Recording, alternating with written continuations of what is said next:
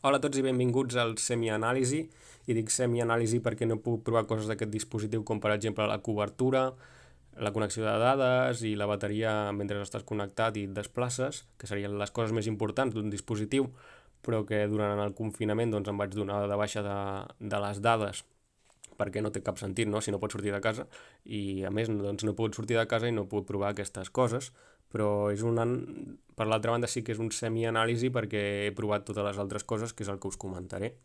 De fet, fa més d'un mes crec que el tinc, aquest Mi Note 10. Em va costar 335 euros, el vaig comprar a Wallapop de segona mà, bastant bon estat, però us recomano que no pagueu més de, jo que sé, 360, 370 euros. És un mòbil que està amb un preu super elevat a la venda o en el preu oficial, que és de 550 euros, però hem vist rebaixes de Movistar de 400 euros, rebaixes del Corte Inglés. És un mòbil que tots sabem que no val això. L'únic que Xiaomi doncs, insisteix en intentar vendre'l a 550 euros, i el que us recomano és, si esteu realment interessats en aquest dispositiu, doncs comprar-lo quan hi hagi alguna rebaixa. Vale?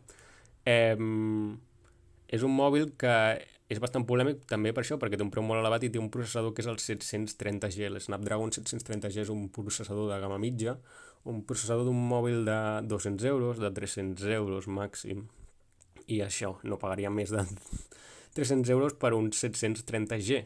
El que passa que té unes càmeres no sé, en global és un mòbil bastant complet que fa que, sobretot per la càmera, no compraria, sobretot, si no us interessa el zoom del mòbil, no us el compreu, perquè per la resta doncs, hi ha alternatives molt millors, com per exemple el Mi Note T Pro. Seria un mòbil molt més competent, molt més potent per jugar, per fer el que volguéssiu, però que li faltaria el zoom, però per tot l'altre seria més o menys igual. A més no tindria notch, cosa que a mi no m'agrada gens el notch. Aquest mòbil té notch, també té una pantalla curva que no m'agrada gens, etc. Bé, us dic que aquest mòbil, tot i així, és molt complet perquè té jack d'auriculars, cosa que no tenen molts mòbils, i és molt interessant, i té un LED infrarrojos, que també hi ha molta gent que li agrada, i jo no ho utilitzo, però puc entendre que hi ha gent que li agradi, i té moltíssima bateria. Estem parlant de més de 5.000 mAh de bateria. És una bateria supergran que està aquí dins del dispositiu. De fet, si veieu imatges de desmuntament d'aquest mòbil, que es diu Mi Note 10 o CC9 Pro a la versió xina, doncs més de la meitat del mòbil és bateria. Bé, és un mòbil que hi ha la versió Mi Note 10 i la versió Mi Note 10 Pro. La meva recomanació seria comprar la Mi Note 10, perquè la Mi Note 10 Pro és més cara encara, tot i que és possible que, com que no en venen ni un, en un futur proper doncs tingui una rebaixa. És un mòbil que a Xina, com us he dit, que es diu CC9 Pro. Tots els mòbils que són CC9 tenen aquesta logo de Xiaomi cap amunt, com pot ser, per exemple, el Mi Note Lite, que és el CC9 normal, o el Mi A3, que és el CC9e, i que estan orientats teòricament a la fotografia, i afortunadament tots tenen joc encara, i no sé què us estava dient, ja m'he perdut. Bé, anem a parlar de la pantalla. És una pantalla Full HD, de resolució Full HD. És una pantalla curva que no m'agrada gens, té una resolució de, crec, de 6,47 polzades, una cosa així. I dic que curva perquè no m'agrada gens perquè doncs, li passa això, no?, que quan mires una pantalla, una imatge clara, es veuen unes ombres tant a l'esquerra com a la dreta, i no hi ha manera que et puguis desempallegar d'aquestes ombres. No hi ha cap angle perfecte, no? Si mirem perfectament recte, veiem les dues curves, cosa que no passaria, per exemple, en aquest d'aquí, que és el Samsung, ara mateix està mig mort, però el Samsung S8 Plus o qualsevol de Samsung no tenen aquestes ombres. Bueno, sí que les tenen, però quan tu els mires així rectes no es veuen. És un fallo molt gran, i que si us agraden les pantalles no recomano que compreu aquest mòbil. Després, la pantalla no és Samsung, és una AMOLED curva, però no és de Samsung, és de Visionox. És una marca una mica desconeguda i que no sabem com funcionarà la pantalla. Ja sabeu que les pantalles OLED es degraden molt fàcilment, són molt fràgils. Samsung és una marca amb experiència, i Visionox doncs no tenim ni idea de com funcionarà. De fet, a mi aquest mòbil ja se m'ha cremat un píxel, o se m'ha mort un píxel, més ben dit. Vaig fer una foto aquí amb el Mi 9, perdó. Aquí vaig fer la foto. A veure si ho podem veure. Aquí veieu que hi ha un punt. Aquest punt d'aquí, que vaig movent i es mou. Aquest punt d'aquí és el píxel mort. Només es veu quan la pantalla està amb una brillantor molt baixa i estàs en un ambient de llum molt baix, com per exemple quan estàs al llit o quan estàs en un ambient molt fosc de la nit, però molesta sobretot per la nit i no pots deixar-lo de veure un cop el veus.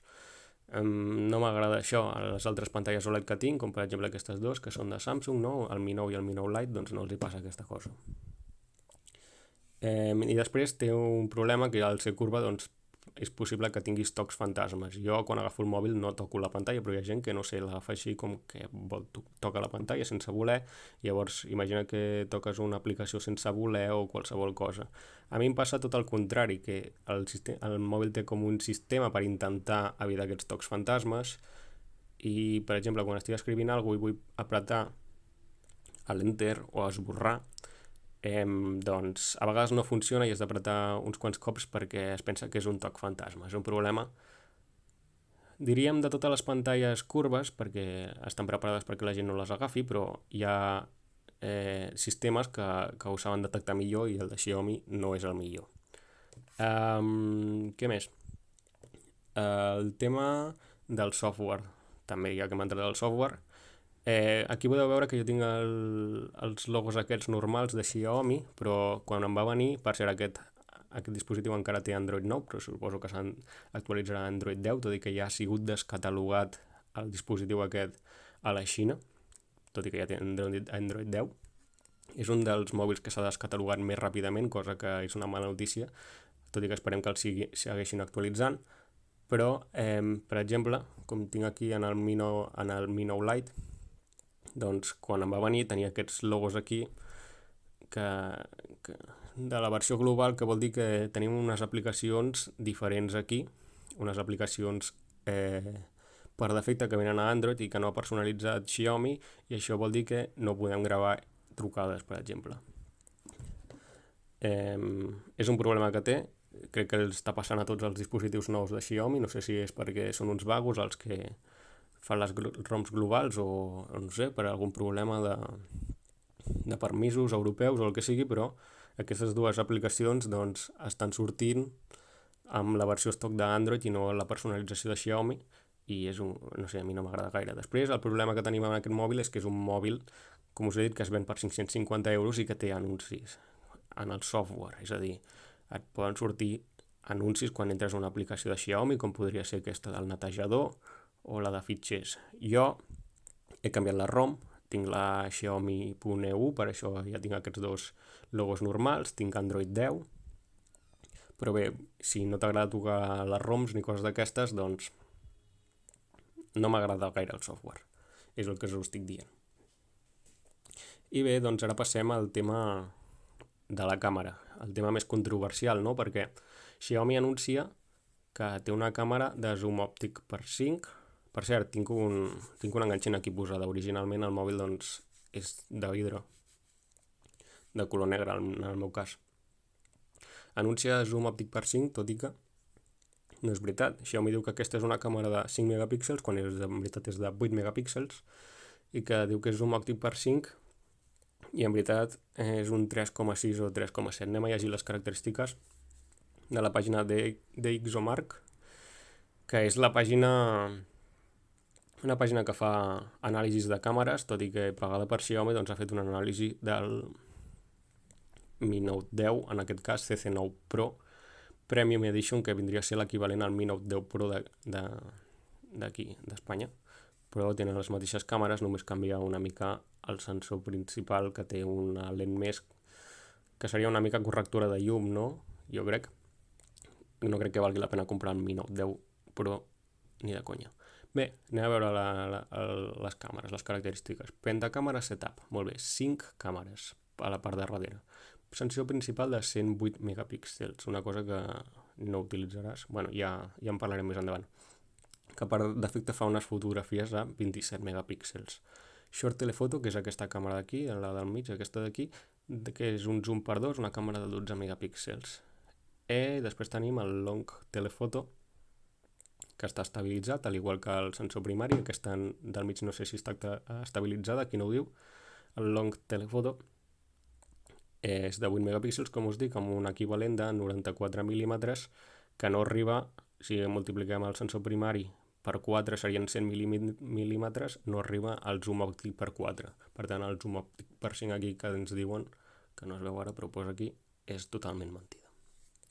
Després tenim una càmera ultra wide, ultra ampla, que seria un zoom equivalent a 0,6, no? És una càmera així molt ampla, que està molt mal situada en el mòbil, perquè quan tu agafes el mòbil doncs la tapes, és això, té un angle molt gran de visió, i només que tinguis el mòbil així agafat doncs es veu la teva mà. Està molt mal situada, li passa el mateix al Mi 10 i al Mi 10 Pro.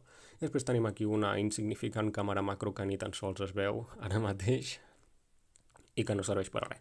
Per dir que tenim 5 càmeres, la qualitat és bastant dolenta, mai l'he utilitzat pràcticament, perquè al veure la qualitat doncs no la vols per res. Després tenim el tema dels flaixos, tenim un flaix de color així més suau i un flaix així més fort. Normalment utilitzaràs el flaix fort si t'agrada fer fotografies en flaix, i per internet també s'utilitza el flaix fort.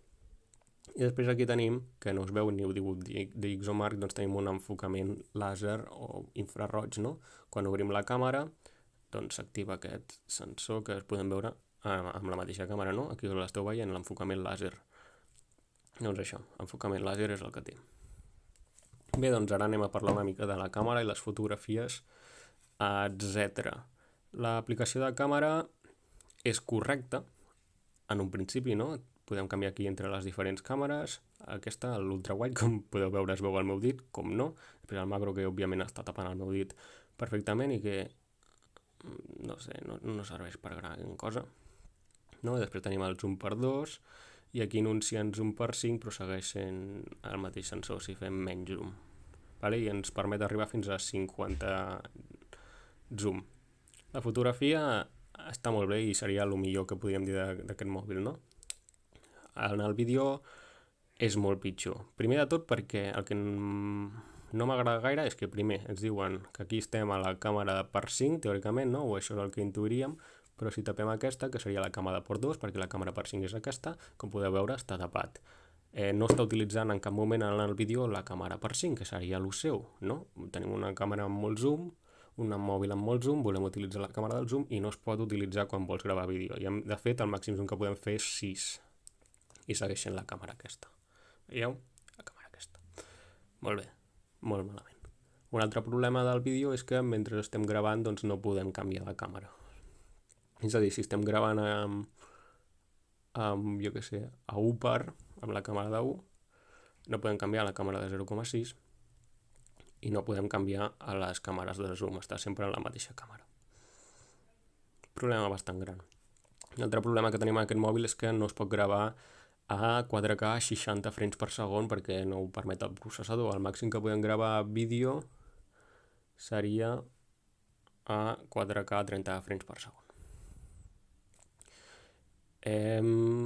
Un altre problema que té aquest mòbil és el tema de la gravació d'àudio, no? Si mirem aquí, aviam si ho trobo, reveu. Una mostra d'àudio, quan gravem un àudio, l'àudio que grava, quan gravem un vídeo, perdó, l'àudio que grava està a uns 96 kilobits per segon, 97, un àudio de molt mala qualitat. Li passa el mateix, per exemple, al Mi 9, que tinc aquí, i és lamentable, no? El Mi Mix 2S, que és el que estic gravant ara, no li passa. No sé, en els nous mòbils de Xiaomi, no sé si en el Mi 10 passa o no, perquè ningú ho comenta, són coses que ningú comenta, doncs, però és bastant lamentable. Per cert, el mòbil, això és una captura d'Alejandro Pérez, pesa 208 grams i amb la funda pesa 231 grams. I quan el tenim sobre la taula, balla moltíssim, s'hauria d'utilitzar sempre amb la càmera. A més, és un mòbil molt fràgil i a mi no m'agrada portar-lo sense funda, sempre la porto amb la funda que ve aquí a la caixa, i també ve un carregador de 30 watts que no utilitzem mai perquè no soc molt fan de la càrrega ràpida, i un cable. Què més? 14 minuts porto ja. Anem a veure una mica de mostra de fotografies i ja paro. Vale, què voleu veure primer? Anem a veure aquest? No, aquest. Per cert, una cosa que m'he oblidat del vídeo. Si volem fer un vídeo amb slow motion, bastant interessant, com veieu, es veu el meu dit, i és que estem utilitzant aquest sensor. No podem utilitzar el sensor normal, el sensor que taparia aquí més amunt, de 108 megapíxels, el normal, per fer vídeos slow motion, cosa que em sembla bastant lamentable, no? Perquè doncs això s'hauria de poder utilitzar, perquè si no es veu una mica malament i tot. Què més? Anem a veure mostres i tal. Bé, les fotos, com us he dit, es fan per defecte en 27 megapíxels, però si voleu fer fotos de 108 megapíxels hi ha un mode especial per fer-ho, però mentre fem una foto de 108 megapíxels es queda bloquejada la càmera. Veieu que m'ha costat, si faig una foto i vull moure'm, li costa, es queda com bloquejada la càmera. Anem a veure mostres de zoom i coses així una mica reals, no? Això és un vídeo que he gravant la pantalla. Això és la càmera, estic fent una foto de 108 megapíxels. Bé, es bloqueja una mica la càmera, estic intentant canviar ara, però bé, anem a canviar a foto quan em deixi. Vale? I ara aquí anem a veure una mica la mostra del zoom, fins on pot arribar, etc. Això seria quan poses la càmera per 5 i pots anar fent zoom així movent-te per aquí baix, vale? Vas avançant i el màxim que pot és 50. Li costa bastant enfocar 50. Estaria bé que tingués un control manual aquí del focus. És cert que hi ha un mode pro, però és una mica incòmode utilitzar l'enfocament manual. Estaria bé que tingués un enfocament manual millor. Vale? Espera un moment, aquí estic mirant les fotos, els resultats, com podeu veure, i aquí seria la foto aquesta, la de 108 megapíxels, i que es pot fer zoom, però el zoom que obtenim és inferior, diguéssim, no, al zoom que faríem amb les càmeres de zoom. Molt bé. Ara anem a veure més mostres. Això seria amb els hostels d'envàs, amb el sensor principal. Això seria el sensor per 2. Això seria una fotografia per 5, això seria una fotografia per 10, això seria una fotografia per 30 i això seria una fotografia per 50. Jo crec que està bastant bé, no? Dintre del que cap. És una cosa que no fan molts mòbils, només aquells que tinguin un zoom molt gran, que són mòbils molt cars, doncs poden fer aquestes coses. Un altre exemple amb el cotxe, no sé, coses així, estàs aquí assegut i pots fer foto a l'emblema. Jo he canviat la ROM. Una altra cosa que tenim seria la Gcam, no? La Google Camera. És una modificació d'una app de càmera per poder fer millors fotos. En aquest cas, la que us recomanaria jo seria la de Pitbull, que es diu Pit Camera, crec, no? Ens permet canviar entre objectius. Per exemple, ara seria el de 3,7 o 3,6, com li vulgueu dir. El de 1, el de 2 li costa una mica, però és una Gcam que està bastant bé, tot i que per gravar vídeos doncs es col·lapsa.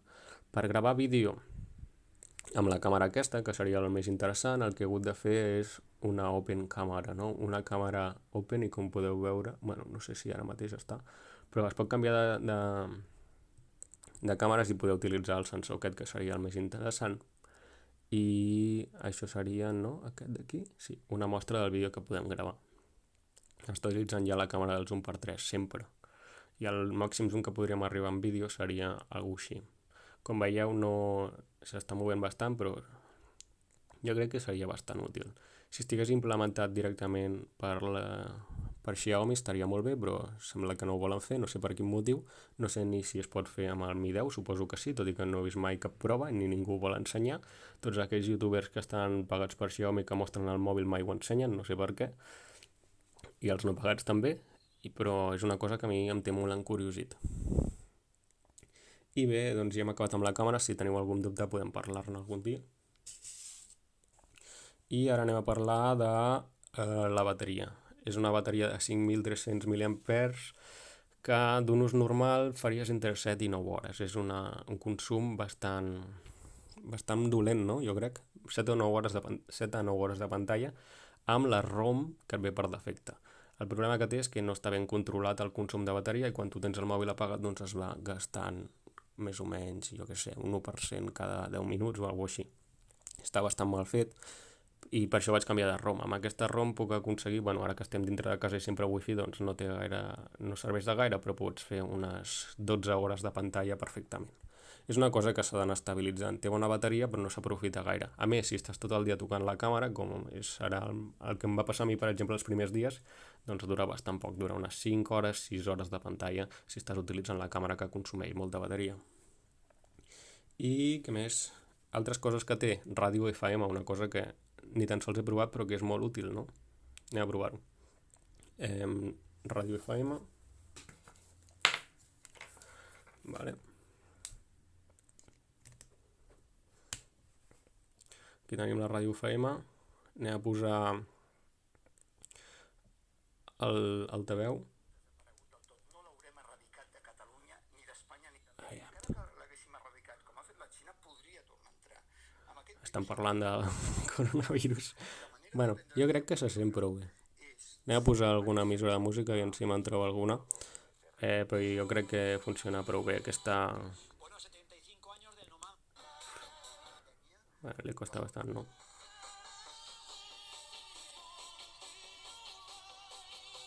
No sé, jo crec que... està prou bé. No? Aviam si es treu la música. No surt, si li has de pagar, no? Aquí.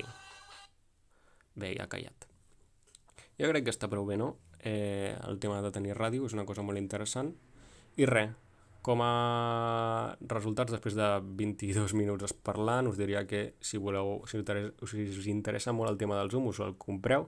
Si us interessa el tema dels 108 megapíxels, em sembla una mica una tonteria, no? Perquè 108 megapíxels, què en faràs de la fotografia? Quan la pengis a Instagram es reduirà a 1 megapíxel o 2.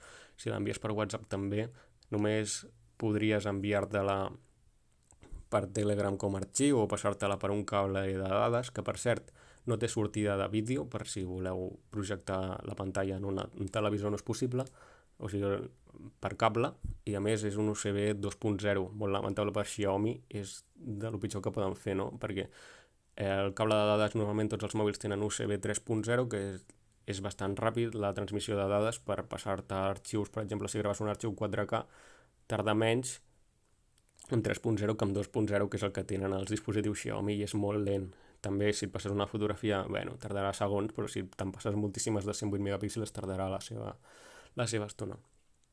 I això, no li veig gaire sentit, és a dir, està molt guai això de poder fer zoom aquí a la pantalla, però no sé, potser si volguessis anar retallant i coses així, però no li veig gaire sentit. I res, això és tot.